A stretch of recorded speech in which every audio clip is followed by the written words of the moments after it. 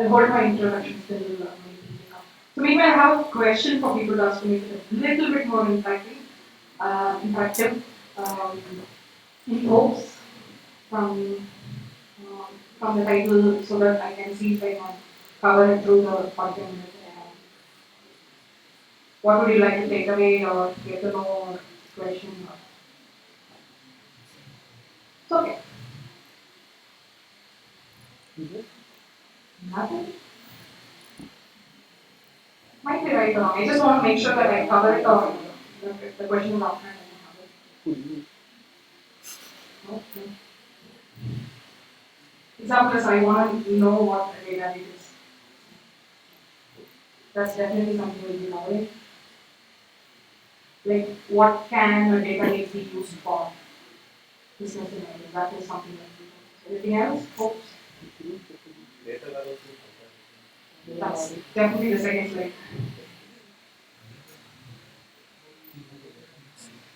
That's the third slide. I know, I wait for some more people. Or maybe they left, I don't know.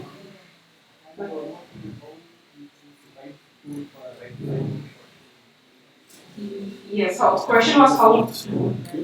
Yeah, I'll repeat the question. So the question was how we use the right tool for the right need. I won't be touching upon that purely because of the interest of time. So what I will be sharing is the tools that we've used, what are all the issues that we have faced, or what are all the improvements that we faced from our experience with the tools that we have used is what I will be covering. With what is in the market, in the tech space, comparisons. So in the interest of time, we won't be doing it, but during the breaks, we can actually catch.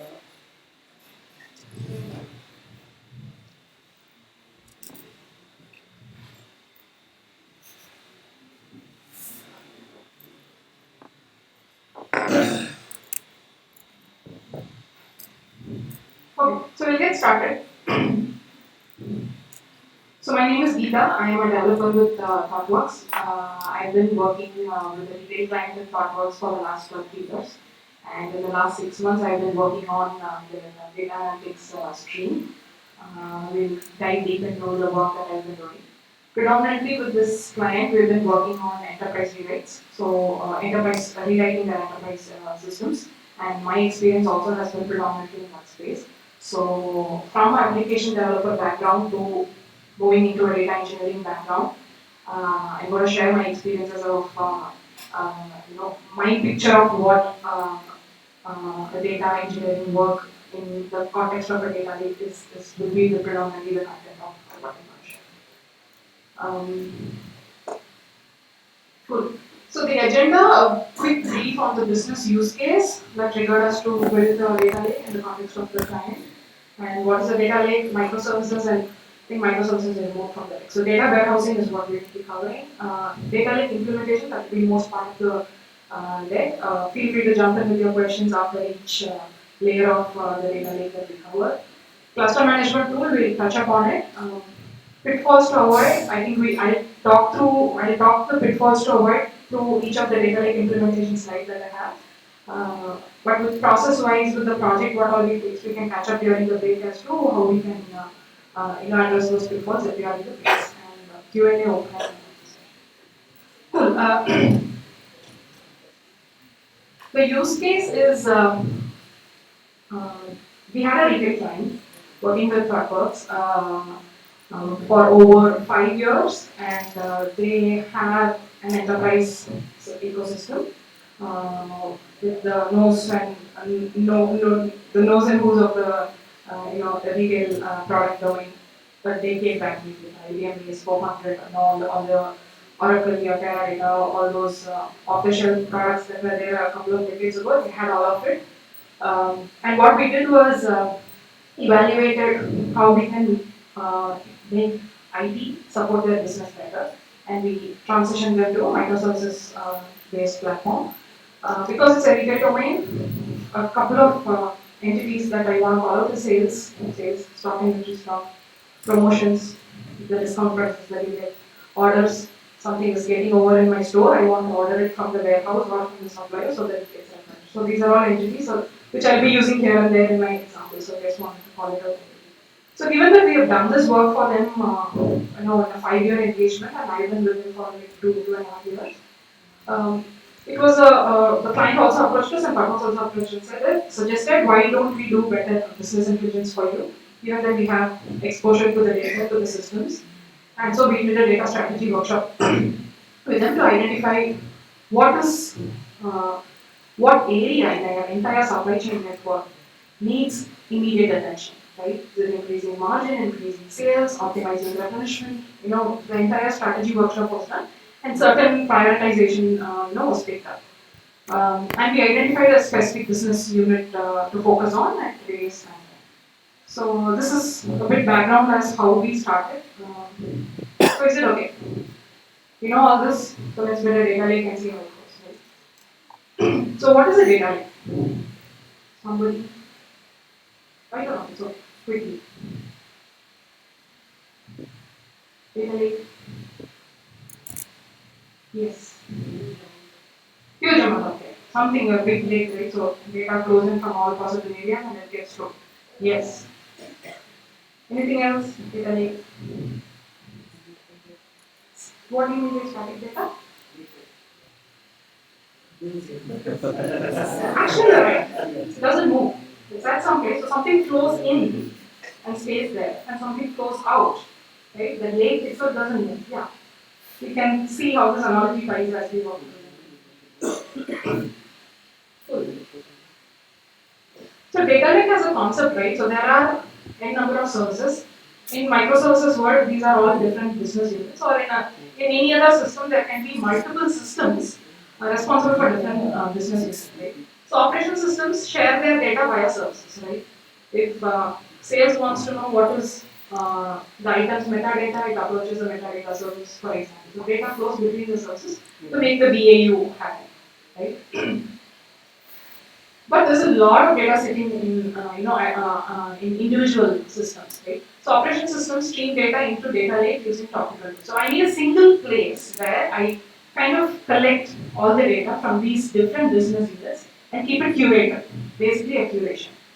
Queues here is a loose term used. It's not a queue in the traditional technical sense where you're rather than queue thoughts. Queue is basically a pipe kind of a thing where it flows in and ends up in a data. And it's a multi-tier data lake for processing, distribution, and serving, right? So distribution can be in the sense of distributed systems. Serving is because once the data is curated and intelligence is built on top of it, what am I going to use it for? So data scientists ingest the lake for new insights. So something which Sophia touched upon, right? So we need to expose the data to somebody who has the models in mind, the experience to actually come up with new insights which the business had not known earlier. Okay? So that is something that can be done with the data lake. And for our existing business users, right, who know the domain, who are with the system for some time, can I project some insights to help their BAU better? For example, do I know how much sales this particular store is making as of this time, as of this day, as of this, so that kind of things. So data warehouse. So this sounds very similar to a concept called data warehouse, which was there a couple of decades back itself, right? So I have a monolith application where multiple users were using, or different business units where different users were using. And I had traditionally a database for transactional needs, which can be Oracle or SQL Server, whatever it is. And over a period of time, we push the data from that particular store to something which is more accommodative of the volume, which is a data warehouse. The example we had was something called Teradata, which is a data warehouse system. So you have your end of the day, end of week, end of month, ETL jobs, the extract, transform, and load jobs, which had some logic to say, okay, I have data from these systems, let me group them, collect them, and push it to Teradata. Right? So this looks very similar to what we just read about data lake as a concept. But what is the key difference? So the key difference is the incoming data is cleaned and organized into a single schema upfront. So ETL job does that. It's not a simple read and write. There is a connection that's built between the data. There is some filters applied. There is some joins applied, which means there is a schema that is set up upfront. Purely from business who gives that schema, or the person who writes it also, right? So there is a schema that's built upfront, and analytics is done directly on the curated warehouse data. So what's the difference here, right? So when I have a rigid schema built upfront, there is a possibility that I might miss data because it doesn't match the schema, right? An example might be again the retail context. I actually decided to put this clicker on a promotion, right? It's actually 500 rupees, but I decided to put it on 400 rupees. But this clicker, because I'm putting it on a promotion, I want this information to be in all the stores in my chain, which might be 100 stores, right? But this clicker originally was selling only in 50 stores. But because it's a promotion, I want to put it on all 100 stores.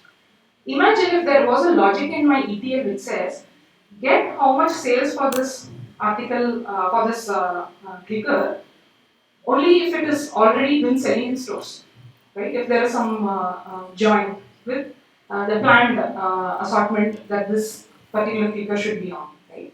This simple logic in my ETL will miss out the sales for the 50 new stores which this new clicker got introduced newly because of the promotion. So those kind of filtering out is possible because there is a schema that is set up upfront. So that is the problem between having a schema and getting the curated data. And having worked with Teradata for in the enterprise data in the ecosystem, it's not very performant, right? There is huge storage that is supported, but it's not very easy to extract intelligence from the data that is there. There have been a lot of tools to build that as reporting systems is what we call. Something like MicroStrategy and things like that. But to get at least an example is if you want to get a margin, the margin percentage of how much this clicker got made in the last 1 year. To run that analysis, it took a couple of hours, right? And if you want to do it at a subcategory level, electronics, it took minimum 4 hours, 5 hours, right? So imagine the amount of frustration that is there and the amount of time that can be used elsewhere if this analytics is more real time or more highly performant. So that is something that is covered here. And also making new changes to those ETL jobs or to the way reports can be curated from there was becoming more and more frustrating because of the legacy that we know. So how data lake is different is incoming data goes into the lake in its raw form. There is absolutely no filtering or no structure that is needed. As simple as if an article is sold, I just get the data as is. I don't care whether it was in promotion, it was in assortment, it was in this store, that store, no logic. Okay? Sale has happened, some system is recording sale, which is the PO system. I pull in data directly from it. Right? The other thing I want to also call out is sales is a very crucial aspect, right? But there can be many attributes to an item which historically, in the client's experience, might not have had any relevance to their business model. For example, what is the familiarity of this product in the market, right? They might not even have been thinking on those new attributes that might make sense in predicting my sales, for example. So those kind of information can also flow into the data lake, which was not there before in a warehouse kind of a system. So even unrelated data, I don't know if there is a correlation between sales and this new parameter, but still, let me get it. So those kind of possibilities also there. So data is selected and curated, selected, structured, and organized as needed and when needed, right? So once all the raw facts come into the data lake, it's up to the processing and what we do with it that matters. That is also part of the data lake as a concept, right? And it finally ends up with potential business actors who can take actions. Okay, quick run through of the implementation that we did, and I'm going to cover each layer in detail in the further slides. So the main thing that I want to concentrate is the different layers, right? So there is some data source. In our case, it was purely different formats of RDBs basically, Postgres and warehouse and Oracle. So I have all types of data sources, and we need to bring it into the data lake, right? So obviously, how many people have worked on integration projects? Quite a few, but there is a sense of frustration in your face, right? In integration projects, there is a lot of work needed in terms of reading and writing. It's not very simple, and especially if it's data that's flowing at the background, right, from database to database, there is a lot of integration work that goes behind the scenes. There are a lot of tools out there to do it, but in our case, we went with the custom implementation of the data ingestion part. We'll discuss in detail about what we did. Data Lake, it's a very standard implementation, Spark HDFS and Hadoop HDFS and Hive. We'll discuss also in detail a bit about it. So data lake, here two components that we'll cover. One is the storage aspect of it, and the other one is the computing, the processing aspect of it. And then, okay, I've done all this jazzy stuff, high performant, but I need to make it available to somebody who can go and use it, right? So that is, and that's something that we've already explored in terms of building applications. Like my regular web apps, I know how to analyze the requirement, how to get data, how to build visualizations on top of it. So we wanted to leverage our strength there and said, okay, whatever the results of computing, let me push to a very simple and known system, which can be a very regular RDBMS, for example, and build a web app on top of it, right? So that part, we called it as a data mart. Where saying you're processing the data and you're pushing it to a mart where somebody can use it for as a dashboard kind of thing, right? Okay. And this part is very important, which is what Sophia covered earlier, right? So there needs to be ad hoc analysis to come up with new insights, new undiscovered insights, new insights which are not known to business earlier. So that kind of ad hoc analysis we did using R, and we connected Hive directly to R to do those ad hoc analysis. So why R instead of using Spark? Most of the data scientists are very familiar with R to start with, so we could not, not have this dependency. And because the familiarity of the tool helps us get faster with the experiment. Because this was something that new that we started, we spent a lot of time in the infrastructure itself. So we didn't want to, lose out on time trying to have our analysts getting ramped up on the using Spark. Okay. I'll quickly go through each of the layers. At the end of each layer, I'll pause for questions if we want to talk a bit about it or questions from your end. Okay. So data sources, purely data source we discussed. Data ingestion, we call this as a facts pull, right? So something has happened and some system is actually recording it, right? So I want to pull it as is. So that's called a fact. With an example, if I want to call it, let's say this clicker got sold, right? So this is a fact. Some system has captured it. This clicker got sold by this customer at this time, this door, this price. So that's a fact. But let's say after using it for 2 to 3 days, I found out that this was a faulty one. So I went back to the store and returned, right? So depending on the data source and depending on the PO system, multiple things can happen. One, the sale can be nullified, which means the sales record can be wiped out, which should not be the case in most of the PO systems, or a return entry can be made, right? But what, from the data lake perspective, what we want to record the fact that this got sold and record the fact that this got returned after some point in time. So both are facts to me. Ideally, what happened was this item went back and came. So this is a faulty one, so it can't be sold again. But imagine if it was a reusable item which I can put back in my shelf and sell again, right? Then the nullification of the sales record, makes more sense. It did not even get sold; it just went in and came back to the shelf. But this is a fact that it got sold and came. So those are the kind of information that we have to pull, right? And to start with, what we did was because we were using Scala implementation of Spark, we wrote our custom importers in Scala to basically read and write, right? So why this custom importers, right? What are all the different types of importers, right? So to start with, we had to spend some amount of time in understanding the nature of data to come up with what kind of ingestion or what kind of importer makes sense. So one was predominantly transactional versus my reference data. Right? Transactional here, for example, a store is placing order for 100 of these clickers. The order is placed.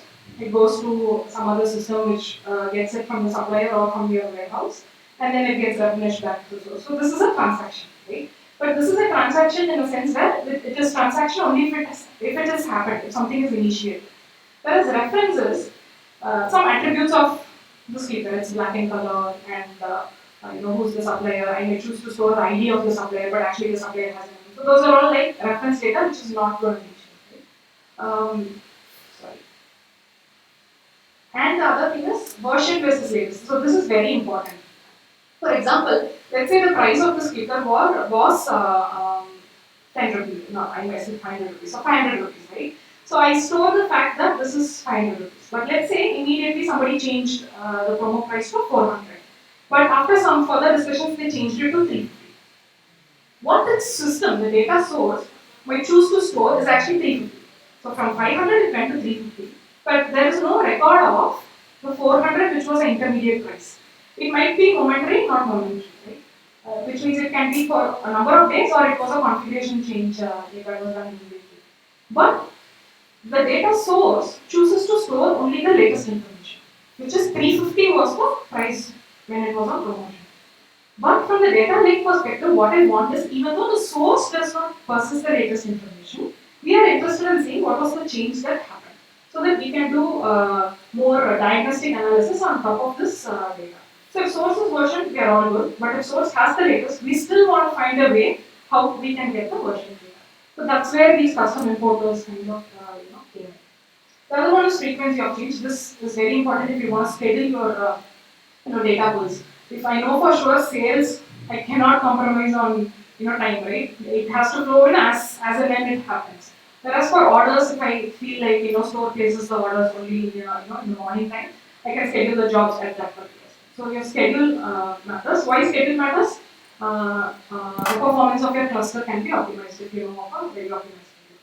So fax is aggregate. This is very interesting, right? So when you get the receipt in your supermarket and all those things, right? You have all the line items, this article, how much you got and all.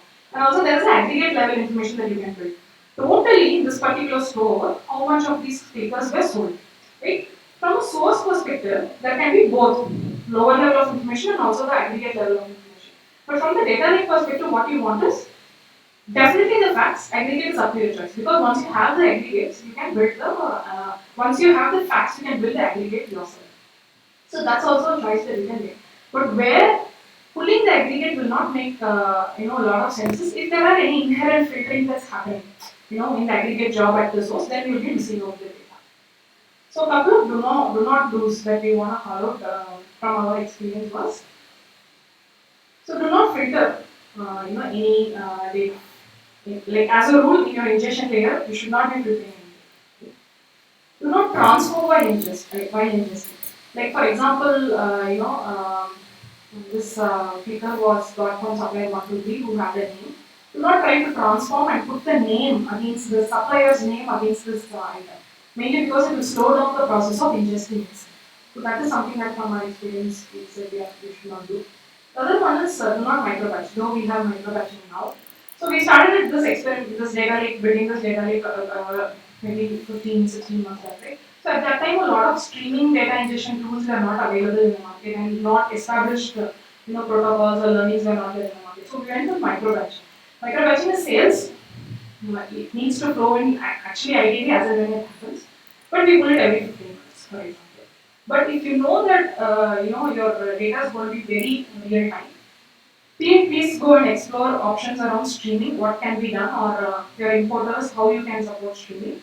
But the column here is your source should be in a format that it supports streaming. For example, if sales data itself comes to your source every 15 minutes, for which you have access to, then streaming it does not make that much of a sense. So that is something that we want to follow. So do not ignore change reduction mechanism, right? So what do we mean by change reduction mechanism? It ties a bit to the version part that we spoke about. So let's say the promotion price for this clicker changed from 400 to 350. Now the source does not even have the history of this change, but we want the information. Right? So you can do two things. One, pull the entire snapshot of all the articles, all the items for which the price was at some moment, and then pull the entire snapshot again at some other moment. And then you can do a comparison and see if it has changed over a period of time. But at the ingestion time it might be just easy. Just read everything instant one, read everything again instant two. But when you're actually processing, right, when you're reading this information, it's going to be super costly. In our experience, maybe because it's an ecosystem, right? We have teams coordinating as well. Try to talk with the data source teams to see if they can put a change reduction mechanism there as to what time is what if this got changed, or putting a sequence number or things like that. So one thing I missed saying here is the importers that we spoke about. So the staging or queuing mechanism, right? So this we added it later after having our custom importer. So the main reason was because there was a lot of development going on in the data lake, and we kind of made a decision that once we have a minimal level of facts pull, let's keep pulling it for a period of time, right? Which is 15 months before we wanted to have the facts pulled in. Our data lake can go through any sort of transformation, but facts are costly, right? So let's keep pulling those facts in. So what? So this cannot do it because if your data lake is going through a lot of changes, so importers also need change, which means delay, in getting the new facts. So what we said was let's have an established schema out there, which is like a queue. Facts will keep on coming in. Then my data lake is ready to consume, let it put and consume. So that we call it as a river which flows, data. Do not rely on aggregates from source to your export. So I'll pause here for any questions on these two layers. Yes. Yes.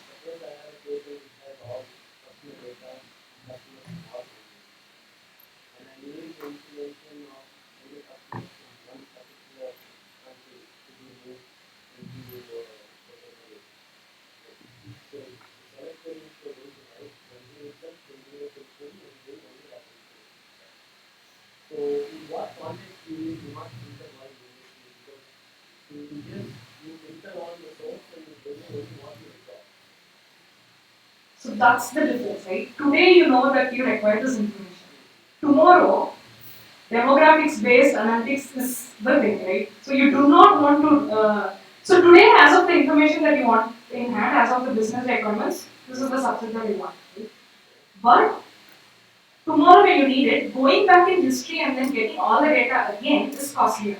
So what we are saying here is, if you know of a business unit, which is the example you mentioned was customer information, right? That unit get all the information. And that's where we have a lot of open source tools in the data lake Hadoop ecosystem where the volume of data does not make any sense going forward. It is scalable to store more data as and when needed. So filtering at a business unit level is not good.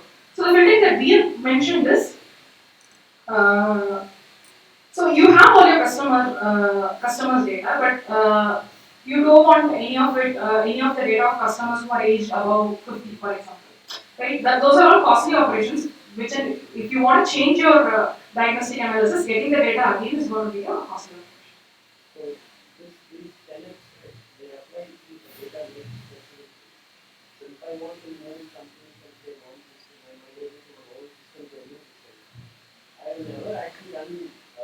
operation. Yeah.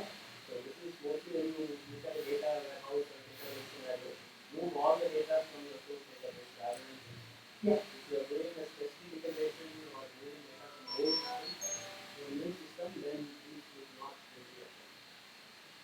So when you said moving data from one system, I inherently assume that the old system is not going to put data to the old source, right? Yeah, then it doesn't. Yeah.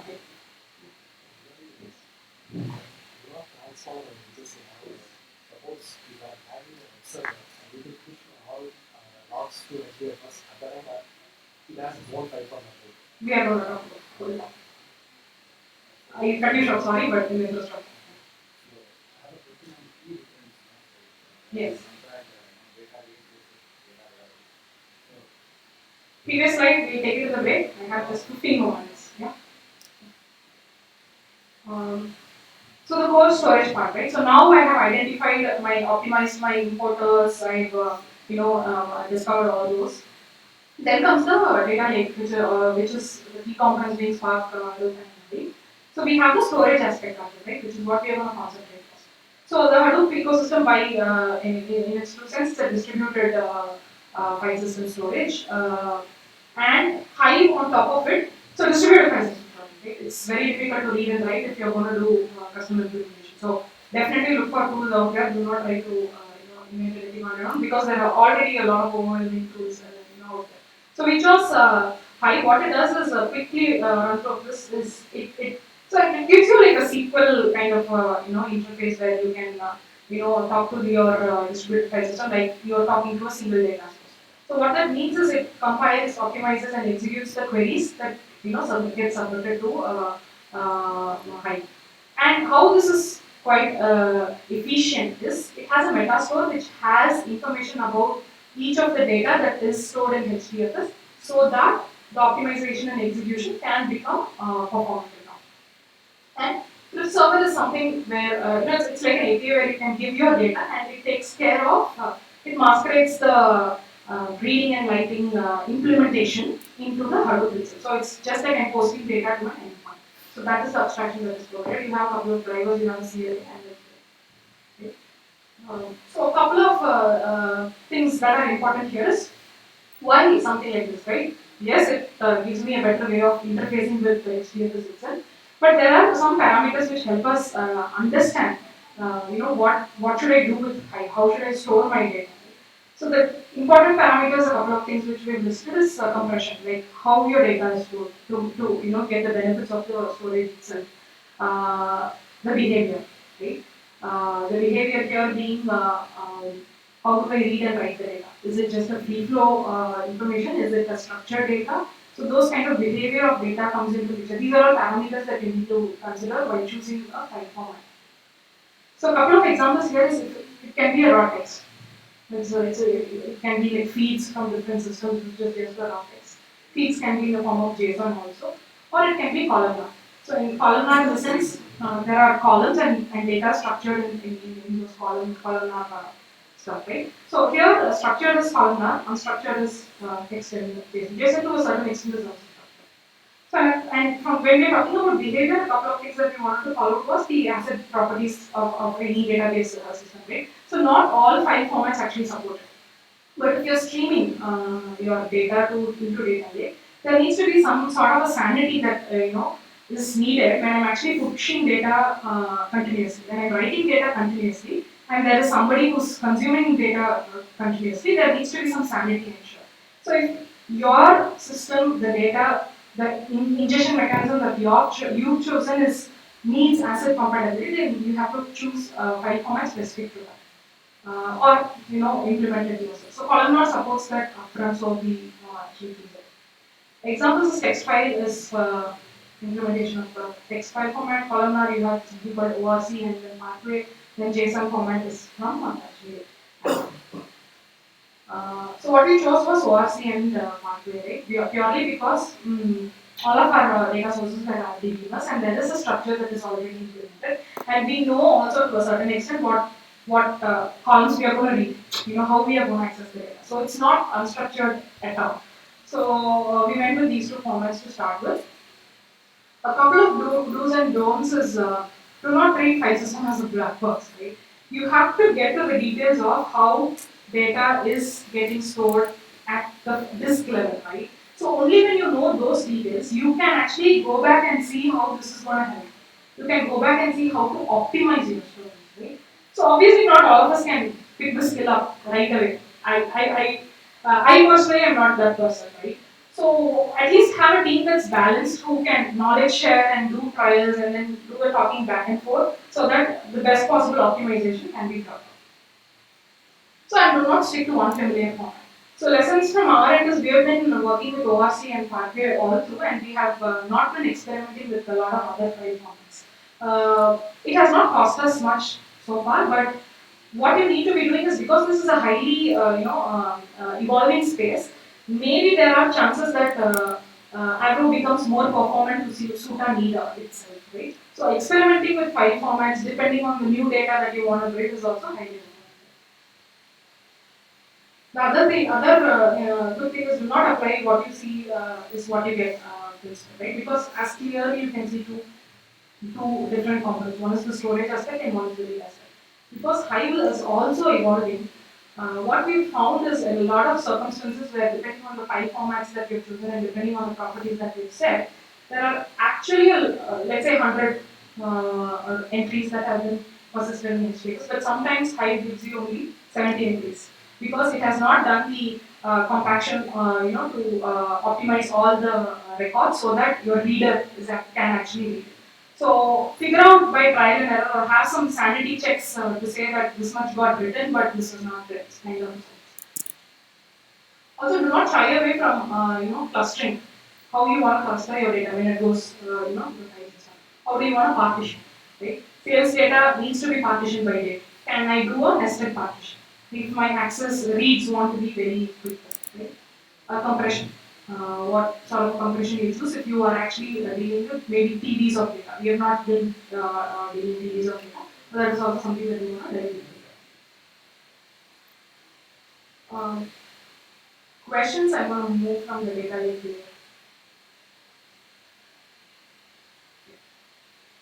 So the computing aspect of it, right? So what we store was how can I read and write data to HDFS using it. So the other aspect is now data is coming. So I want to do something with it. So that's where Spark comes into picture, where it is highly performant enough to read data, process. By process, what we mean is some of the models that Sophia spoke about, right, in our language, and we actually write those models in R, in Spark, right, using Scala. So Scala is what we are using, but there is support for multiple languages also. So can we write those models in a better performing tool, which can give results faster? So basically, it helps compute. It helps reading data from multiple distributed systems. And the key part is it does not use MapReduce, which is the by de facto processing that comes with Hadoop. Right? There is also well-written paper on why Spark is better at computing as compared to MapReduce. For further reference. But that's the benefit that it gives. It has RDD, which is the basic data structure which Spark offers, which helps make this processing very fast. So it has support for all languages, but we use Scala. Spark, it talks directly to HDFS. It does not go via Hive. That's also something that gives us more performance. There is Spark SQL also, which gives you like a SQL kind of interface, but we have not been using it. Spark Stream, if your data is highly, in a streaming fashion, goes into the data lake using a couple of tools that are available. Spark Stream is supports those also. We have not been using it so far, but we just wanted to call it out that using this is also highly recommended. There is a session later by Rima to see how Spark jobs can be optimized now after mine, so we can talk more about in that session. So the other thing that we wanted to talk about was, yes, I have this model. So models can either do my prediction or models can aggregate. Because the facts is at a very low level, I can build aggregates on top of it, right? Like how has this article been sold in the last 3 months, in the last 1 month, in the last 1 day? What is the margin that this has been? So all sort of these computations can result in a lot of information that is built from the data. So that goes back and gets stored in HDFS, right? So that is something that we call as the. So what we want to quickly follow here is, so do not use Spark on supernormalized data. Any thoughts on what supernormalized? All outliers are All outliers are there. Sorry? What is ER models?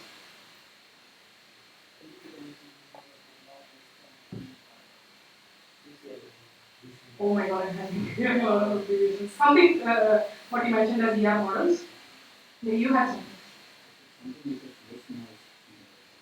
That's something related to what. So this is not about noise. By normalized, we are going down to, in a relational DB sense, what is normalized, right? Like I have two entities. I can choose to store it in a normalized or a denormalized fashion. Like this item might be selling continuously for 5 days. I may choose to attach this item's basic attribute information to the sale of each and every day. Or I can pull out the basic information about this attribute in a separate, as a single item and then attach the sources for sales for 5 days in a denormalized fashion. So what we want to call out is if your data is super normalized, right? If it is at a very scattered layer, and you're trying to do predictive analysis on your super normalized data, it's not going to be highly efficient. So what we suggest is roll up your data to an optimal level of aggregator, and then do your predictive analysis to get better processing, speed. Okay? I was going back to the same warehouse thing, if you are going to roll up things. Maybe the reason why you want to know from the warehouse is that it has an aggregate information. Whereas in data lake, you don't have the aggregate information. If you are going to roll up, Yeah. are you not going back to the same data warehouse concept? Yeah. So the question was, if we roll up, are we not going back to the concept of data warehouse? Yes and no, because data lake is still a warehouse, right? In that sense, data lake is still a warehouse. But what I'm getting by aggregating this information is, I have a possibility now to have high performance analysis, which is not possible in a warehouse, right? So what we're saying is, if you aggregate the information, it doesn't become obsolete, or it is a set in stone, right? I still have my facts, I still have my aggregate. So if I have built a prediction model on top of aggregate, I can also validate it using my facts also. So the possibilities are open and it is not very rigid, like how it is in a warehouse. Yes.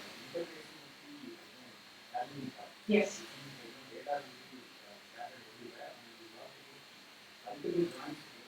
Yes. Bottleneck.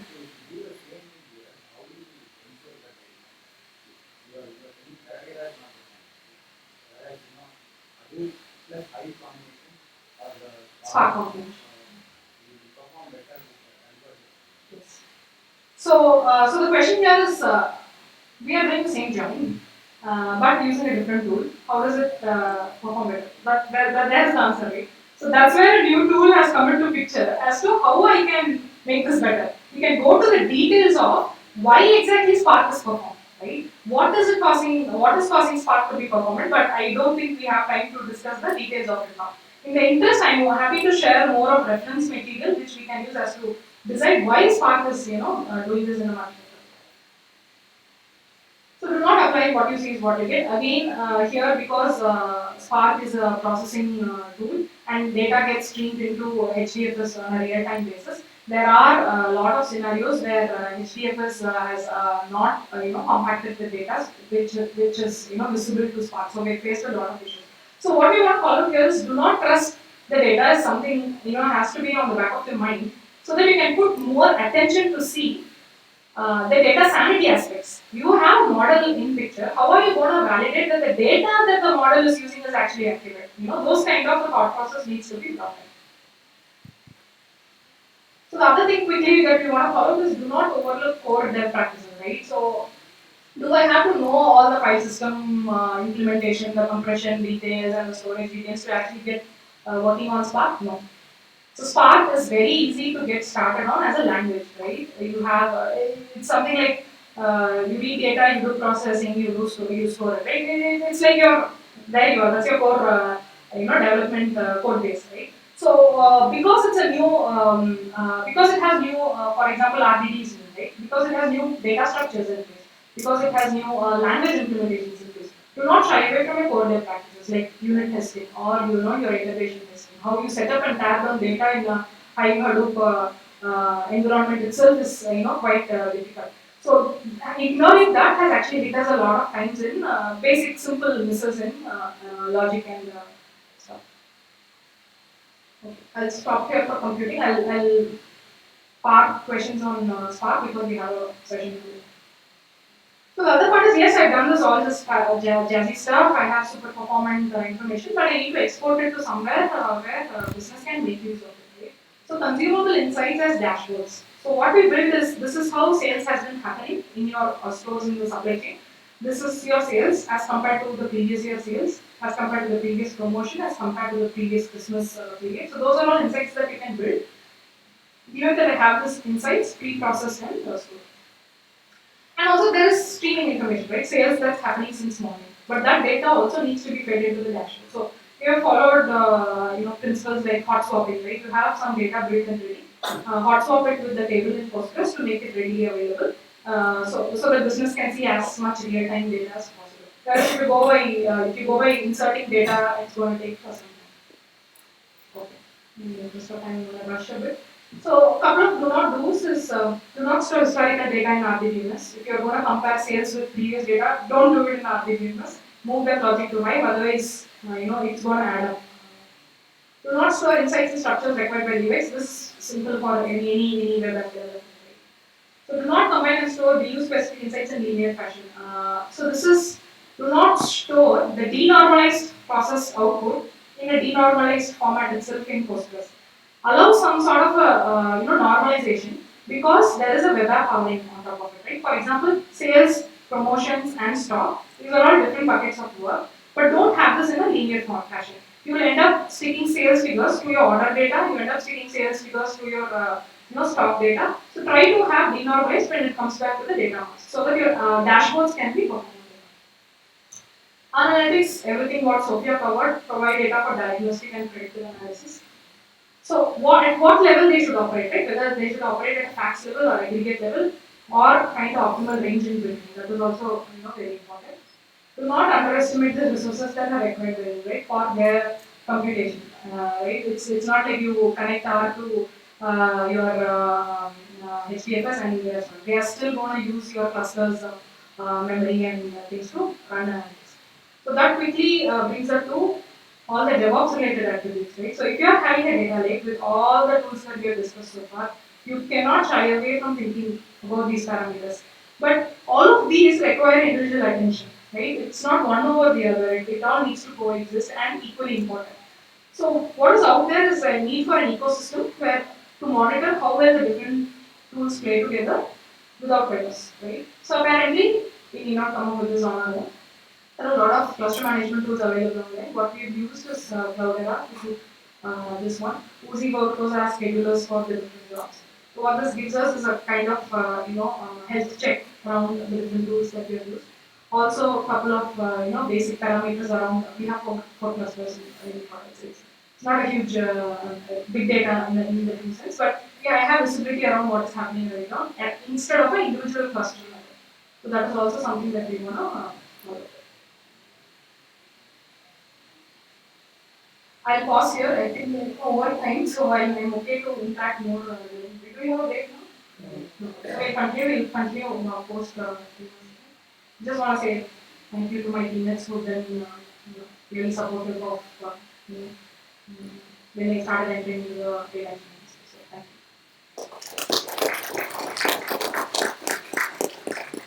Thanks, Geetha. So next we have Reema from Index to talk about how to optimize your Spark jobs.